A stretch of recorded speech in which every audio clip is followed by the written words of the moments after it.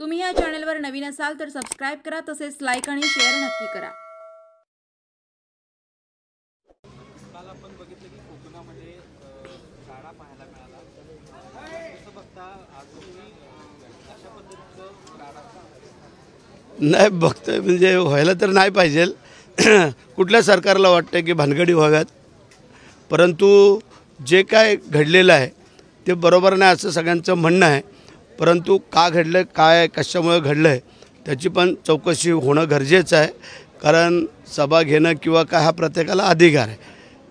बोलण्यामध्ये काही प्रमाण राखावं प्रत्येकाने असं मला वाटते, कारण शब्द हे शस्त्र आहे आणि तो शब्द जर तुम्ही जपून वापरलात तर तुम्हाला कोण काय बोलणार नाही आहे।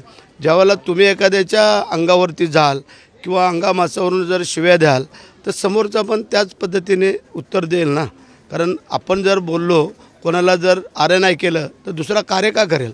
तर अशा प्रकारचा हा घडलेला प्रकार आहे आणि त्याची चौकशी चालू आहे। मराठा आरक्षणाच्या बाबतीत जो काही सर्वे आलेला किंवा जो काही महाराष्ट्र आयोगानं अहवाल दिला त्या अहवालावर आता विरोधकांचे प्रश्नचिन्ह उपस्थित इतक्या दिवसामध्ये इतक्या घरांचा सर्वे होऊ शकतो का, अशा पद्धतीची टीका कुठेतरी आता विरोधकांकडून बघूया ना, आता परवा 20 तारखेला तर आमचं एक दिवसाचं अधिवेशन आहे याच्या संदर्भात, तेव्हा विरोधकांनी तिथं मुद्दे मांडावेत, आम्ही त्याला उत्तर देऊया। होतोय नाही होत काय करता येईल, जे तुम्हाला काहीच जमलं नाही ते जर आम्ही करतोय तर थोडं स्वीकारायचा तर प्रयत्न करा। जर आम्ही चांगलं काम करत असलो तर स्वीकारा, चुकीचं आणि वाईट काम करत असलो तर स्वीकारू नका। परंतु जे अनेक वर्षापासूनच्या ज्या या समस्या आहेत ह्या जर सुटण्याचा प्रयत्न होत असेल, तेही दुसऱ्या कोणाच्याही आरक्षणाला बाधा न येता, हे असं आपल्या मुख्यमंत्र्यांनी पहिल्या दिवसापासून आजपर्यंत सांगतात, उद्या पण ते भले बेत तर काही हो। मग असं असताना इतर लोकांना पोटसूळ उठायचं कारण काय, याचा अर्थ की ह्याच्यामध्ये जे काय मराठ्यांना आरक्षण मिळणार आहे ते टिकणारं असावं, हा जो का आपल्या मुख्यमंत्र्यांना आमचा हेतू आहे हा त्यावेळेला कदाचित साध्य होतो आहे हे दिसतं आहे, म्हणून कदाचित विरोधक त्याच्यावरती टीका टिप्पणी करत आहेत। पुणे म्हाडा अध्यक्षपद दिलेलं आहे।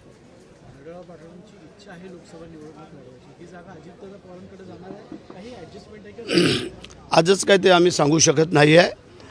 मुख्यमंत्री, दोन्ही उपमुख्यमंत्री आणि ते बसून जे ठरवतील ते, जे तिन्ही लोक ठरवून जे काय उमेदवार देतील ते निवडून आणायची जबाबदारी आम्ही मंडळीने घेतलेली आहे। मग भले कोणच आहे, कुठलाही या तिन्ही पक्षातला ज्या ज्या ठिकाणी, आता काय एका पक्षाचे काय सगळीकडेच खासदार होऊ शकत नाही आहेत, म्हणून त्याप्रमाणे ज्याचा खासदार ज्या ह्याच्यात देतील तिन्ही लोकांनी काम करून त्यांना निवडून आणायचं, मग भले ते कुठलीही जागा असो असं आम्हाला वाटतं आहे। काल शिवसेनेच्या अनेक नेत्यांनी प्रेस क्लबच्या तिथल्या व्यासपीठावर सांगितलेलं आहे की पुन्हा एकदा एकनाथजी शिंदेंना मुख्यमंत्री म्हणून आम्हाला बघायचं आहे। मग शिवसेनेतून बघायचं की महायुतीतून बघायचं हा पहिला प्रश्न, आणि शिवसेनेला एकूण जागा किती मिळणार हे काय ठरलेलं आहे? मुख्यमंत्री पुढचे जे काय होतील ते महायुतीचेच होणार आहेत, कारण तिन्ही पक्ष एकत्र येऊ त्याच वेळेला ह्या महाराष्ट्रामध्ये सरकार स्थापित होईल। बऱ्याचशा लोकांची अशी इच्छा असते आणि कोणाला वाटेल, प्रत्येक पक्षाच्या प्रत्येक कार्यकर्त्याला, पदाधिकाऱ्याला, लोकप्रतिनिधीला हेच वाटतं की आपला माणूस असावा। आता BJP वाल्यांना वाटते त्यांचा असावा, अजितदादावाल्यांना त्यांचा वाटतं, आम्हाला आमचा का असू नये, हे प्रत्येकाचं हे आहे। परंतु आम्ही काय सांगतो आहे, ज्या निवडणुका होतील, जे काय रेशू ठरल त्याप्रमाणे प्रत्येकाने स्वीकारायला पाहिजे। परंतु प्रत्येकाला असं वाटतं आहे की प्रत्येक पक्षाचा व्हावा, त्या अनुषंगाने जर आमच्या पक्षातले काही कार्यकर्त्यांनी जर ते बोललं असेल तर चुकीचं काय नाही ना। चलो, आपली सभा होती तर त्या परिसरामध्ये पोस्टरबाजी झालेली आहे, उभाटा गटारी सुद्धा खूप मोठ्या प्रमाणामध्ये पोस्टर्स नाही ठीक आहे ना। आता त्यांच्या ज्यावेळेला कुठं सभा होतात त्यावेळेला आम्ही काय अशी पोस्टरबाजी कुठं करत नाही किंवा केलेली नाही, आम्ही पण करू शकतो ना। असं काही नाही आहे की आम्ही, आमचा विधानसभा मतदारसंघ आहे, आम्ही पण तिथं आमच्या इकडे सभा झाल्या, पण आम्ही कुठं असं काही केलेलं नाही। मग जिथे आता मुख्यमंत्री होते मग तुम्ही तुमची लावा आणि तुम्हाला प्रत्येकाच्या घराघरावरती पोस्टर लावा, आम्ही काय कोण रोखणार आहोत का?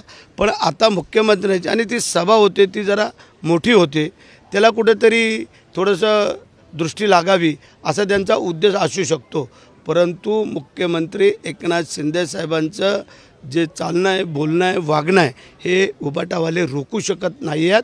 हे तुम्हाला आज मी या महालक्ष्मी अंबा मातेच्या समोर सांगतो की जोपर्यंत आमच्या मुख्यमंत्र्यांची नियत नीतिमत्ता साफ आहे तोपर्यंत असे किती उबाटा येऊ द्या नाही तर आडवे येऊ द्या, त्याला मुख्यमंत्री पार करून पुढे जाऊ शकतात. हीच अंबा मातेची आणि प्रार्थना. जय हिंद, जय महाराष्ट्र. अंबा माते की जय.